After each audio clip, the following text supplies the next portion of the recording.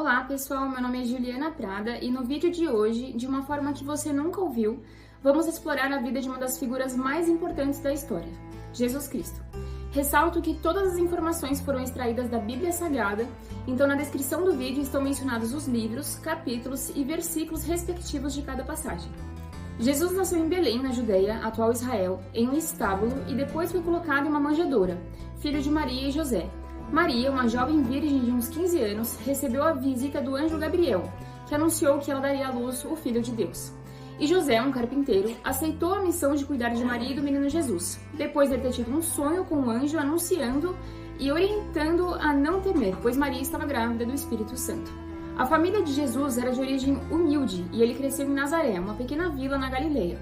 Seus pais eram judeus devotos e Jesus foi criado segundo as tradições e leis judaicas. Pastores que estavam nos campos próximos foram visitados por anjos que anunciaram o nascimento de Jesus. Eles foram até Belém para ver o bebê e espalharam notícias sobre o evento. Os magos do Oriente, guiados por uma estrela, visitaram Jesus para oferecer presentes de ouro, incenso e mirra. A visita dos magos também levou à fuga para o Egito devido à ameaça de Herodes, o Grande, o rei do território da Judéia, como representante do Império Romano, que buscava matar o recém-nascido Jesus. Após a visita dos magos, Herodes ordenou a matança dos meninos em Belém e arredores na tentativa de eliminar Jesus. Em função disso, Maria e José fugiram para o Egito com Jesus.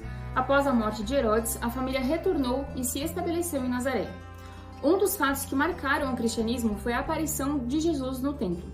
Quando Jesus tinha aproximadamente 12 anos, ele foi com seus pais a Jerusalém para a festa da Páscoa, conhecida em hebraico como Pessach, que significa passagem. Era uma celebração judaica de grande importância religiosa e cultural. Essa festividade comemorava a libertação dos israelitas na escravidão do Egito, conforme descrito no livro de Êxodo, no Antigo Testamento da Bíblia.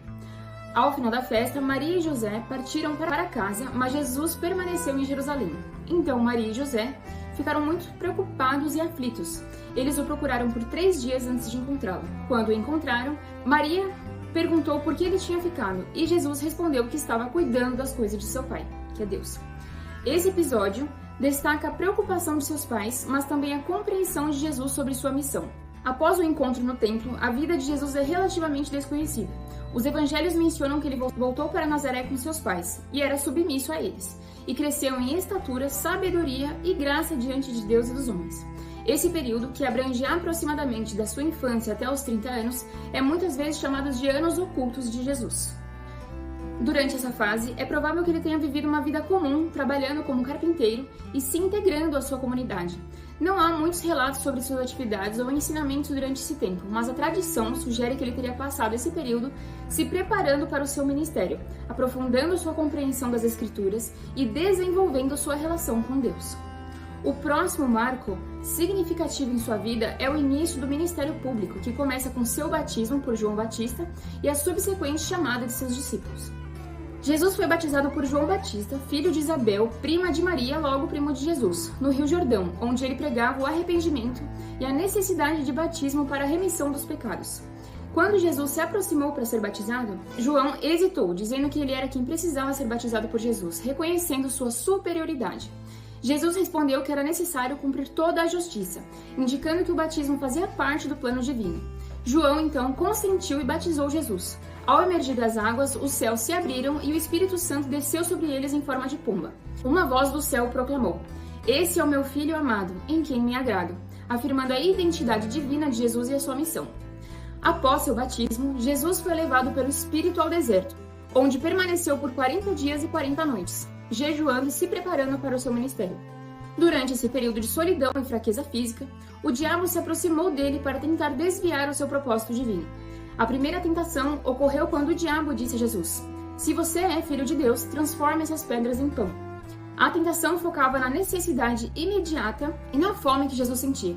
No entanto, Jesus respondeu citando as Escrituras: "Nem só de pão vive o homem, mas de toda a palavra que sai da boca de Deus." Essa resposta afirmava sua dependência da palavra de Deus e a sua rejeição à satisfação de desejos materiais em detrimento da vontade divina. Em seguida, o diabo levou Jesus a Jerusalém e o colocou na parte mais alta do templo, desafiando-o a se jogar para baixo. Ele usou as Escrituras para sugerir que os anjos protegeriam Jesus, insinuando que ele deveria testar a proteção de Deus. Jesus, mais uma vez, respondeu com a Escritura, afirmando: "Não ponha à prova o Senhor, seu Deus." Essa resposta destacou sua obediência e confiança na sabedoria de Deus. Finalmente, o diabo levou Jesus a uma montanha alta e mostrou-lhe todos os reinos do mundo, oferecendo-os em troca de adoração. Jesus rejeitou essa oferta, dizendo: "Retire-te, Satanás, pois está escrito: adore o Senhor, seu Deus, e só a ele preste culto." Ao resistir essa tentação, Jesus reafirmou sua lealdade a Deus e a sua missão. Após essas tentações, o diabo o deixou e anjos vieram para servi-lo. Esse episódio não apenas mostra a humanidade de Jesus, mas também sua firmeza e determinação em cumprir a vontade de Deus, servindo como um exemplo de resistência às tentações. No início de seu ministério, um tema central de seus ensinamentos foi a pregação sobre arrependimento, refletindo a urgência de voltar-se para Deus e mudar de vida. Desde o início do seu ministério, Jesus enfatizou a importância do arrependimento como um passo fundamental para a salvação. Quando Jesus começou a pregar, ele declarou: "Arrependei-vos, porque é chegado o reino dos céus." Essa mensagem inicial marcou o tom de seus ensinamentos. O arrependimento não era apenas uma ação externa, mas uma transformação interna do coração, um convite a reconhecer os próprios pecados e a necessidade de mudança. Jesus frequentemente usava parábolas para ilustrar a importância do arrependimento. Por exemplo, na parábola do filho pródigo, ele retrata a história de um jovem que, após gastar toda a herança de uma vida desregrada, se dá conta de sua miséria e decide voltar para casa. Seu retorno simboliza o arrependimento e a recepção amorosa do Pai representa a graça de Deus para aqueles que se arrependem. Outra parábola, a da ovelha perdida. Em Lucas 15, enfatiza o valor que Deus atribui a cada pessoa. A alegria do pastor ao encontrar a ovelha perdida simboliza a alegria no céu por um pecador que se arrepende. Essas histórias ressaltam a disposição de Deus em perdoar e restaurar aqueles que buscam a reconciliação. Jesus também se dirigiu diretamente às pessoas, chamando-as ao arrependimento. Em seu ministério, ele confrontou os fariseus e os líderes religiosos, enfatizando que o seu arrependimento deveria ser sincero e acompanhado de frutos que demonstrassem a mudança do coração. Ele desafiou os ouvintes a não apenas seguirem rituais religiosos, mas a vivenciarem uma verdadeira conversão. Durante sua vida, Jesus formou um grupo de discípulos próximos, com 12 pessoas, os quais foram fundamentais na propagação de seus ensinamentos. Jesus conheceu a cada um da seguinte forma. Também vou citar o evento que os tornaram apóstolos. André. Jesus conheceu André, irmão de Pedro, quando André era um dos discípulos de João Batista. André estava ouvindo João Batista quando este o apontou como o Cordeiro de Deus. Depois de ouvir Jesus, André decidiu segui-lo e imediatamente foi buscar seu irmão Simão Pedro, para apresentá-lo a Jesus. Esse primeiro encontro destaca a importância de André como um dos primeiros a reconhecer a identidade de Jesus e como um conector, trazendo outros para conhecer o Mestre. Ele se tornaria um dos 12 apóstolos e um seguidor fiel de Jesus. Pedro. Jesus conheceu Pedro, que na verdade se chamava Simão, quando ele estava pescando no mar da Galileia, onde André, irmão de Simão, o trouxe a Jesus. Na ocasião, Jesus disse a Simão: "Você é Simão, filho de João, você será chamado de Cefas", que significa Pedro. O chamado formal de Pedro ocorreu mais tarde, quando Jesus o viu pescando e o convidou a segui-lo, prometendo que o faria pescador de homens. Pedro imediatamente deixou suas redes e seguiu Jesus, tornando-se um dos discípulos mais próximos e mais importantes do ministério de Jesus. Felipe. Jesus conheceu Felipe após chamar André e Pedro. Jesus decidiu partir para Galileia e encontrou Felipe dizendo: "Siga-me." Felipe, que era de Betsaida, como André e Pedro, prontamente seguiu Jesus. Em seguida, ele também trouxe Natanael, que seria o Bartolomeu, para conhecer Jesus, destacando seu papel em conectar outras pessoas ao Mestre. Bartolomeu, Natanael, Jesus conheceu através de Felipe. Após ser chamado por Jesus, Felipe foi em busca de Natanael e o convidou para conhecer o Mestre, dizendo que haviam encontrado aquele de quem Moisés e os profetas haviam escrito. Quando Natanael se aproximou de Jesus, este o elogiou, dizendo: "Eis um verdadeiro israelita, em quem não há dolo."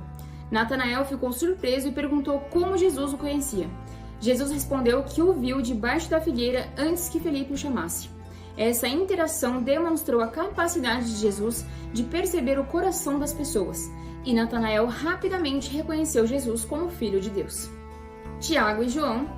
Jesus conheceu Tiago, filho de Zebedeu, enquanto ele estava pescando no mar da Galileia, junto com seu irmão João. Jesus os chamou enquanto estavam consertando suas redes, dizendo: "Sigam-me e eu os farei pescadores de homens." Tiago e João imediatamente deixaram suas redes e seguiram Jesus. Tiago se tornaria um dos discípulos mais próximos a Jesus, e João é frequentemente descrito como o discípulo amado, sendo também uma figura bem próxima de Jesus. Mateus, também conhecido como Levi, enquanto ele estava em sua coletoria, cobrando impostos. Jesus passou por ali e disse a Mateus: "Siga-me." Mateus imediatamente deixou sua coletoria e seguiu Jesus, o que demonstra a transformação que ocorreu em sua vida ao ser chamado para ser um dos discípulos. Mateus, que era um cobrador de impostos, era muitas vezes desprezado pela sociedade, mas seu chamado por Jesus ilustra a inclusão e o alcance do ministério de Cristo. Simão, o Zelote, não há um relato específico sobre o primeiro encontro de Jesus com Simão. O termo Zelote pode indicar que ele pertencia a um grupo nacionalista que buscava a libertação do domínio romano. É provável que Simão tenha sido chamado por Jesus durante o ministério na Galileia, quando Jesus estava reunindo seus discípulos e formando seu grupo próximo. A escolha de um zelote entre os apóstolos reflete a diversidade do grupo que Jesus reuniu, com diferentes origens e perspectivas. Tiago, filho de Alfeu, assim como Simão, não há um relato específico sobre o primeiro encontro de Jesus com Tiago, mas é provável que tenha ocorrido enquanto Jesus estava em sua vida pública na Galileia, onde ele convocava pescadores e outros trabalhadores para segui-lo. A menção de Tiago na lista dos apóstolos indica que se ele juntou ao grupo e passou a acompanhar Jesus em seu ministério. Judas Tadeu. É provável que, assim como os outros discípulos, Judas Tadeu tenha conhecido Jesus em meio ao ministério de Jesus na Galileia, onde ele estava ensinando e realizando milagres. Tadeu é reconhecido por sua pergunta a Jesus durante a última ceia, que foi: "Senhor, como é que acontecerá que te manifestará a nós e não ao mundo?" Na resposta a Judas Tadeu, Jesus disse que se alguém o ama, guardará a sua palavra, e o Pai também o amará, e eles viriam e fariam morada nele. A passagem destaca a ideia de que a verdadeira relação com Jesus é baseada no amor e na obediência. Ele explicou que essa manifestação de Deus na vida do crente é espiritual e íntima, mostrando que aqueles que seguem seus ensinamentos terão uma conexão especial com ele e com o Pai. Tomé. Jesus conheceu Tomé durante o período em que estava reunindo seus 12 apóstolos. Embora os evangelhos também não relatem um encontro específico entre Jesus e Tomé, ele é mencionado na lista dos apóstolos. Tomé é frequentemente lembrado por sua dúvida em relação à ressurreição de Jesus, onde ele diz que só acreditaria se visse a marca dos pregos. Isso demonstra que Tomé era parte do grupo de discípulos que acompanhava Jesus em seu ministério, aprendendo e testemunhando seus ensinamentos e milagres.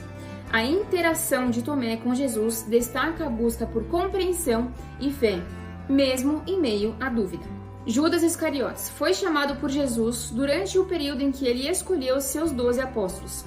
Embora os evangelhos não forneçam detalhes específicos sobre o primeiro encontro entre Jesus e Judas Iscariotes, ele é mencionado nas listas dos apóstolos.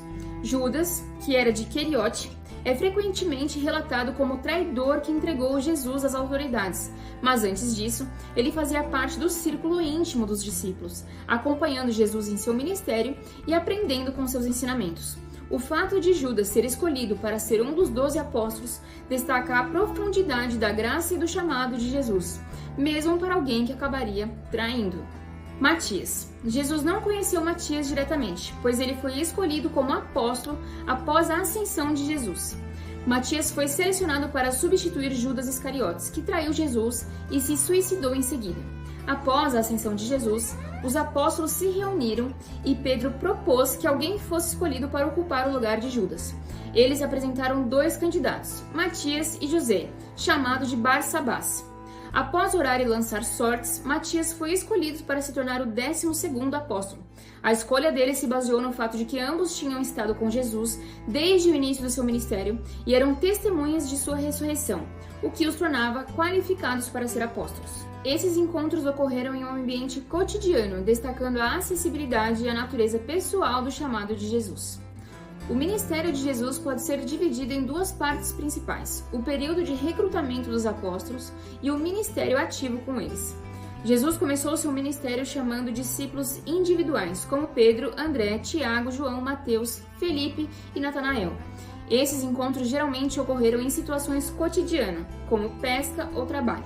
Durante esse tempo, Jesus ensinou sobre o reino de Deus, realizou milagres e começou a formar um grupo de seguidores. Os apóstolos foram testemunhas de muitos desses eventos, como a transformação da água em vinho e a cura de doentes. À medida que mais discípulos se uniram, Jesus começou a enviar os 12 apóstolos em missões para pregar e curar, preparando-os para o ministério mais amplo e instruindo-os a proclamarem a mensagem de arrependimento. Ele os enviou para curar os enfermos e pregar o reino de Deus, enfatizando que o arrependimento era essencial para aqueles que desejavam seguir a mensagem da salvação. Jesus e seus apóstolos viajaram por cidades da Galiléia e da Judéia, pregando, realizando milagres, expulsando demônios e ensinando sobre amor, perdão e justiça. Durante o ministério, Jesus ensinou em parábolas e discursos, como o Sermão da Montanha, e aprofundou os apóstolos em ensinamentos sobre a natureza de Deus e o propósito de sua missão. Jesus dedicou tempo para preparar os apóstolos e a sua própria missão após sua morte e ressurreição. Ele os instruiu sobre a importância de serem testemunhas e enviou-os a fazer discípulos de todas as nações. Na última ceia, Jesus deu instruções finais aos apóstolos, incluindo o mandamento do amor e a promessa do Espírito Santo, que os capacitaria para a missão. Sobre o Sermão da Montanha, este foi um dos discursos mais famosos de Jesus, registrado em Mateus capítulo 5 a 7. Ele aborda temas centrais da ética cristã e da espiritualidade, como as bem-aventuranças, que proclamam bênçãos sobre aqueles que são humildes, misericordiosos, pacificadores e perseguidos por causa da justiça. A lei dos profetas. Jesus fala sobre o cumprimento da lei dos profetas, enfatizando que não veio abolir, mas cumprir as Escrituras. Ética e moral. O sermão aborda várias questões éticas, como a ira, adultério, divórcio, juramentos e vingança, oferecendo uma interpretação mais profunda e espiritual da lei. Práticas religiosas. Jesus discute a oração, o jejum e a generosidade, advertindo contra a hipocrisia e a busca por reconhecimento público. Confiança em Deus. Ele ensina sobre a importância de confiar em Deus para as necessidades diárias, encorajando-o a não se preocupar com o futuro. Princípios do reino. O sermão culmina com princípios sobre o julgamento, a busca pela verdade e a construção de uma vida fundamentada em suas palavras. O Sermão da Montanha é considerado um dos textos mais importantes na Bíblia, pois sintetiza os valores do reino de Deus e apresenta uma visão radical de amor, justiça e humildade. Ele influenciou não apenas a teologia cristã, mas também movimentos sociais e éticos ao longo da história. Jesus ensinou a oração do Pai Nosso durante o Sermão da Montanha, que é registrado no Evangelho de Mateus, capítulo 6, versículos de 9 a 13. Ele a apresenta como um modelo de oração, enfatizando a importância de se dirigir a Deus de maneira respeitosa e íntima. Além disso, essa oração também é mencionada em Lucas 11, versículos de 1 a 4, quando um dos discípulos pediu a Jesus que os ensinasse a orar. Em ambos os relatos, a oração do Pai Nosso se destaca como um resumo dos princípios da vida cristã, incluindo a adoração a Deus, a busca por sua verdade, a necessidade de perdão e a proteção contra o mal. Jesus também realizou diversos milagres. Esses milagres podem ser agrupados em diferentes categorias: milagres de cura, milagres de exorcismo, milagres de controle da natureza, ressurreições e outros milagres, como a cura do cego de nascença, cura do paralítico em Cafarnaum, a cura da sogra de Pedro, cura do leproso, do cego Bartimeu, da mulher com fluxo de sangue, do surdo e gago, da mancha na mão, exorcismo na região dos Gadarenos, expulsão de um espírito mudo, acalmando a tempestade, multiplicação dos pães e peixes, caminhando sobre as águas, transformando água em vinho, ressurreição da filha de Jairo, do filho da viúva de Naim e a de Lázaro, e os outros milagres, o pagamento do tributo com a moeda na boca de um peixe, a maldição da figueira, a pesca milagrosa. Essa lista não é exaustiva, mas inclui muitos dos milagres mais conhecidos e realizados por Jesus, que demonstram seu poder divino e compaixão pelas pessoas. Cada milagre carrega um significado teológico e espiritual, refletindo a missão de Jesus e o reino de Deus. Vamos detalhar esses milagres em outros vídeos aqui no canal. Vale lembrar que Jesus demonstrou ira em algumas situações ao longo de seu ministério. Um dos momentos mais conhecidos da ira de Jesus foi quando ele expulsou os comerciantes do templo em Jerusalém. Isso aconteceu em dois momentos. no início do seu ministério e novamente na última semana antes da sua crucificação. Jesus se indignou ao ver que o templo, que deveria ser uma casa de oração, havia se tornado um covil de ladrões. Ele derrubou as mesas dos cambistas e os bancos que vendiam pombas. Jesus também demonstrou ira em suas interações com os fariseus e líderes religiosos, especialmente quando eles colocavam tradições humanas acima da lei de Deus. Ele se irritou com a dureza do coração deles quando curou um homem com a mão atrofiada no sábado. Para quem não sabe, o sábado é um dia sagrado para os judeus, destinado ao descanso e adoração, conforme estabelecido na lei mosaica. Os fariseus interpretavam rigidamente as regras sobre o que era permitido fazer nesse dia, criando uma série de tradições que muitas vezes eram mais sobre a observância do ritual do que sobre o amor e a compaixão. Quando Jesus curou o homem com a mão atrofiada no sábado, ele desafiou essa interpretação estrita, mostrando que a necessidade humana e a compaixão devem prevalecer sobre as regras. Ele usou essa situação para ensinar que o sábado foi feito para o benefício do ser humano, não o contrário. Esse episódio ilustra sua mensagem central sobre a importância da misericórdia e da verdadeira observância da lei de Deus, que está enraizada no amor. Sua ira era motivada pela hipocrisia e pela falta de compaixão que esses líderes mostravam. Houve uma passagem que Jesus chora por Jerusalém, lamentando a rejeição da cidade em relação à sua mensagem. Embora essa não seja uma ira explosiva, é um exemplo de sua profunda tristeza e indignação pela incredulidade e pela iminente destruição que Jerusalém enfrentaria. Em Mateus 23, Jesus pronuncia uma série de ai de vós contra os escribas e fariseus, denunciando suas práticas hipócritas e a opressão que impunham ao povo. Sua linguagem é forte e expressa indignação por suas ações. Esses momentos mostram que a ira de Jesus não era descontrolada, mas uma expressão de sua justiça, compaixão e zelo pela verdade. Antes da crucificação, Jesus realizou uma série de eventos e ensinamentos significativos, que inclui a conversa com os discípulos em Cesareia de Filipe, onde Jesus pergunta a seus discípulos sobre a percepção do povo a seu respeito, e Pedro confessa que Jesus é o Messias, respondendo: "Tu és o Cristo, o Filho do Deus vivo." Essa declaração é um momento crucial, pois revela a compreensão de Pedro sobre a identidade de Jesus. Em resposta, Jesus elogia Pedro, afirmando que essa revelação veio do Pai e não de carne e sangue. Esse episódio é significativo, pois marca um ponto de virada no ministério de Jesus e na compreensão dos discípulos sobre sua missão. Entretanto, logo após, Jesus começa a falar sobre seu sofrimento e morte, e Pedro, tentando proteger Jesus, o repreende, dizendo que isso não deveria acontecer. Jesus então responde: "Retira-te, Satanás. Tu és para mim um tropeço, porque não tens em mente as coisas de Deus, mas as dos homens." Esse momento destaca a tensão entre a compreensão humana e o plano divino, além de mostrar como até mesmo os seguidores mais próximos de Jesus podem se desviar de sua missão. Na última ceia, Jesus compartilha uma refeição com seus discípulos, institui a Eucaristia e prediz a tradição de Judas. Durante a ceia, Jesus partiu o pão e ofereceu vinho, simbolizando seu corpo e sangue, estabelecendo o ritual da Eucaristia, que é central na liturgia cristã.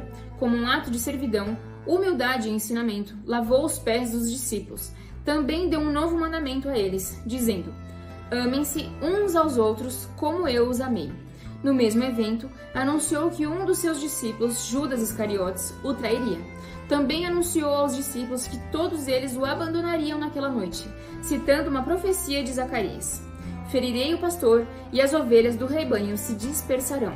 Pedro, um dos discípulos mais próximos, respondeu que jamais o abandonaria. Jesus então disse a Pedro que, antes que o galo cantasse, ele o negaria 3 vezes. Os outros discípulos também afirmaram que não abandonariam, mas a previsão de Jesus se concretizou quando, após a prisão dele, Pedro realmente o negou 3 vezes. Esse momento é significativo porque mostra tanto a fragilidade humana em momentos de crise, quanto a profundidade do conhecimento de Jesus sobre o que estava por vir, e isso gerou angústia entre os discípulos. Após a última ceia, Jesus levou seus discípulos ao jardim do Getsêmani, um local familiar para eles. Ele pediu que algum dos discípulos ficassem alerta enquanto ele se afastava para orar. Jesus se sentiu profundamente angustiado e triste, expressando sua preocupação com o que estava por vir. Ele orou fervorosamente, pedindo a Deus que, se fosse possível, afastasse dele aquele cálice, referindo-se ao sofrimento que iria enfrentar. Então ele fez uma oração intensa, repetindo-a várias vezes, pedindo que a vontade de Deus fosse feita, não a sua. Jesus suou sangue no jardim do Getsemane, como se fossem gotas de sangue que caíam ao chão. Esse momento destaca o sofrimento emocional e espiritual que Jesus estava enfrentando, antecipando sua crucificação e o peso dos pecados da humanidade que ele estava prestes a carregar. Esse momento é retratado como um intenso conflito espiritual, onde ele enfrenta a dor da iminente crucificação. Enquanto Jesus orava, os discípulos, apesar de seus avisos, caíram no sono. Isso o levou a expressar frustração por sua falta de vigilância. Após suas orações, Jesus voltou aos discípulos e os encontrou dormindo novamente, antes de serem interrompidos pela chegada de Judas Iscariotes, que veio traí-lo com um beijo. Prisão e julgamento. Judas Iscariotes se reuniu com os sacerdotes e líderes religiosos para traí-lo. Judas concordou em entregar Jesus e combinou um sinal, o beijo.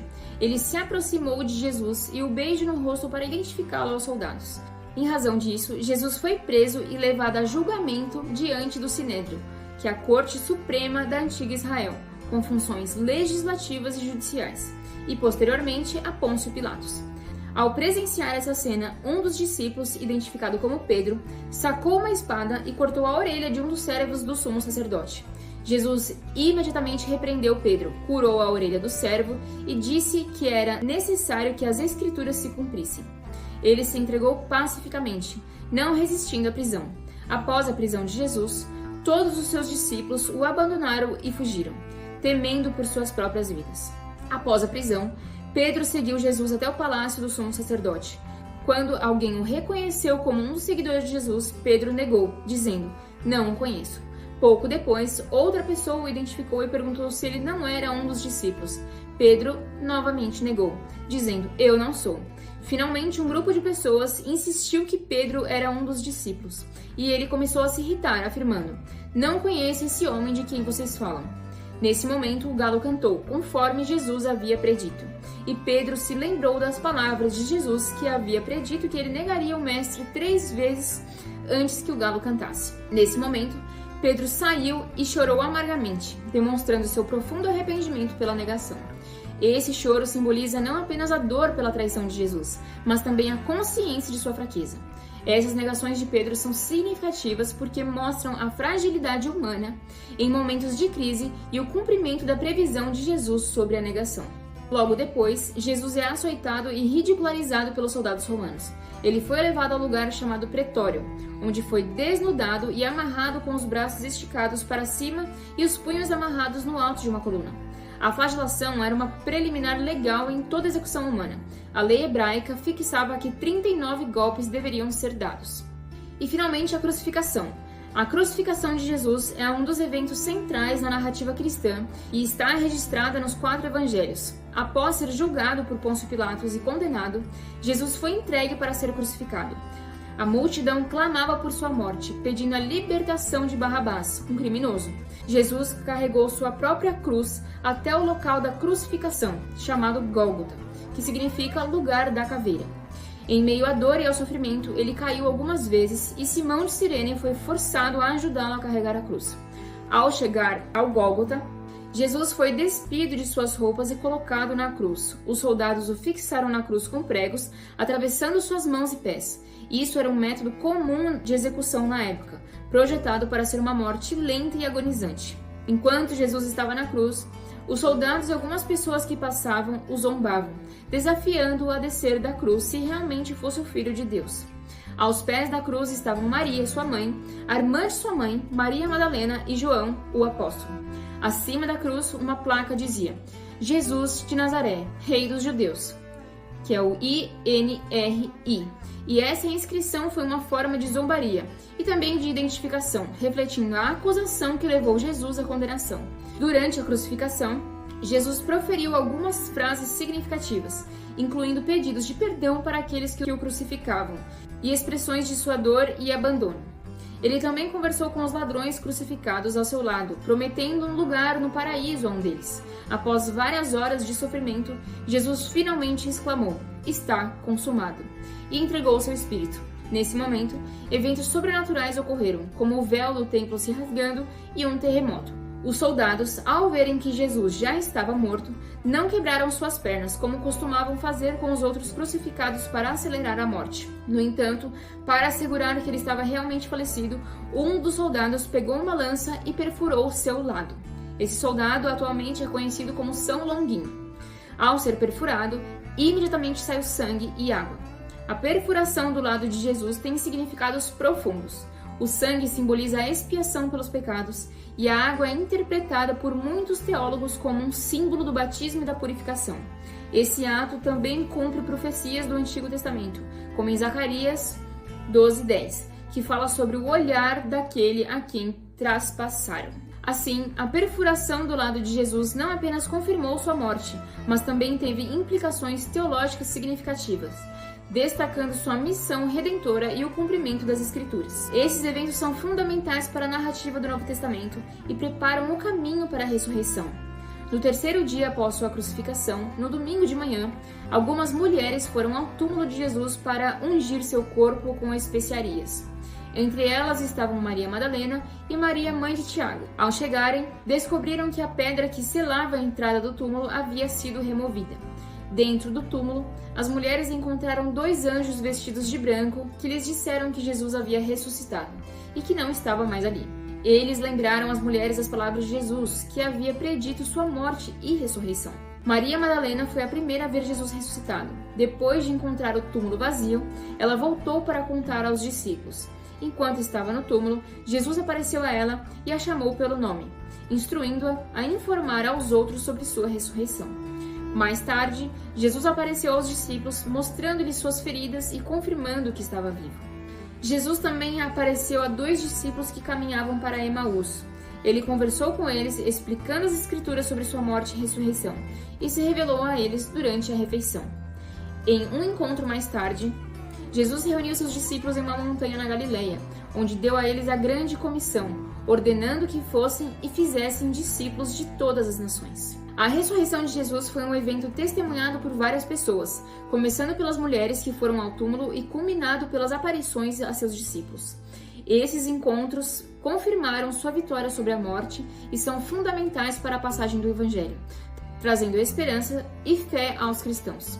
40 dias após sua ressurreição, Jesus subiu ao céu diante dos discípulos, que ficaram maravilhados. 2 anjos apareceram e disseram que ele voltaria da mesma maneira que havia partido. 50 dias após a Páscoa, os discípulos estavam reunidos em Jerusalém, quando o Espírito Santo desceu sobre eles, cumprindo a promessa de Jesus. Este evento é celebrado como Pentecostes. Os discípulos começaram a falar em várias línguas e pregaram com ousadia, resultando na conversão de cerca de 3.000 pessoas. Após Pentecostes, a igreja primitiva cresceu rapidamente. Os apóstolos, liderados por Pedro e depois por Paulo, começaram a pregar o evangelho em Jerusalém e além, incluindo regiões da Judeia, Samária e outras partes do Império Romano. E uma curiosidade, Jesus é chamado de Cristo porque Cristo é uma tradução do termo grego, Christos, que significa o ungido. Esse título reflete a crença de que Jesus é o Messias prometido no Antigo Testamento. No contexto judaico, o termo Cristo refere-se a alguém que foi escolhido e ungido por Deus para uma missão especial, geralmente associada à libertação e à salvação do povo. Os profetas do Antigo Testamento previram a vinda de um Messias que traria justiça, paz e salvação. Jesus cumpriu essas profecias e sua vida, morte e ressurreição são vistas como a realização dessa promessa. Em Mateus 16, Pedro declara: "Tu és o Cristo, o Filho do Deus vivo." Essa confissão reconhece Jesus como Messias e destaca a fé dos discípulos em sua identidade. O título Cristo não apenas define a identidade de Jesus, mas também estabelece seu papel na teologia cristã como Salvador e Redentor. Ele é visto como aquele que cumpriu a aliança de Deus com seu povo, trazendo a salvação a todos os que creem. E essa é a história de Jesus Cristo, uma história de amor, sacrifício e esperança. Sua mensagem de misericórdia e compaixão transcendeu o tempo e continua a inspirar milhões ao redor do mundo. Apesar das dificuldades da crucificação que enfrentou, sua ressurreição é vista como a confirmação de sua divindade e o cumprimento de suas promessas. O legado de Jesus Cristo vive através dos evangelhos e das muitas comunidades cristãs que seguem seus ensinamentos. Sua história é um testemunho da força da fé e da capacidade de transformação que ela pode ter em nossas vidas. Obrigada por assistir. Se você gostou do vídeo, não se esqueça de curtir, comentar e se inscrever para mais conteúdos como este. Até a próxima!